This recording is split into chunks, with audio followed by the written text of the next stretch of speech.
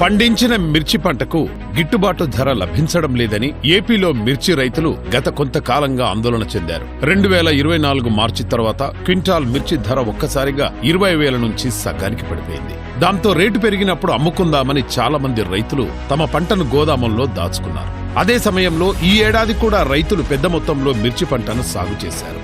దీంతో భారీ స్థాయిలో మిర్చి మార్కెట్కొచ్చింది. ఇప్పటికే పెద్ద మొత్తంలో గత ఏడాది మిర్చి అందుబాటులో ఉండటం, ఈ ఏడాది మళ్లీ భారీ స్థాయిలో కొత్త పంట రావడం, సరిగ్గా ఇదే సమయంలో అంతర్జాతీయంగా ఎగుమతులు తగ్గిపోవడం వల్ల మిర్చి ధర ఒక్కసారిగా తగ్గిపోయింది.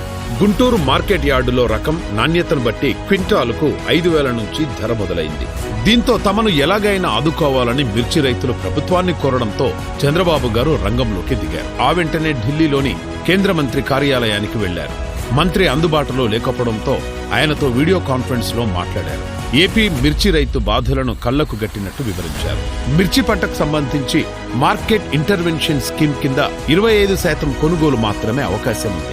ఆ 25% సీలింగ్ ను తొలగించే అంశాన్ని పరిశీలించామని చంద్రబాబు కోరారు.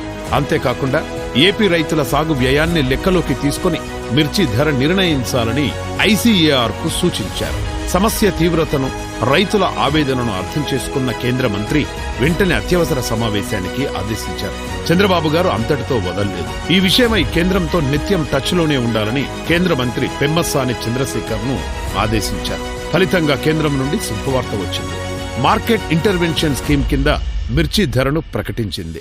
క్వింటా మిర్చికి 11,784 ధర ఇవ్వాలని కేంద్ర ప్రభుత్వం ఉత్తర్వులు జారీ చేసింది. తద్వారా 2.58 లక్షల మెట్రిక్ టన్నుల మిర్చి సేకరణకు కేంద్ర ప్రభుత్వం అవకాశం కల్పించింది.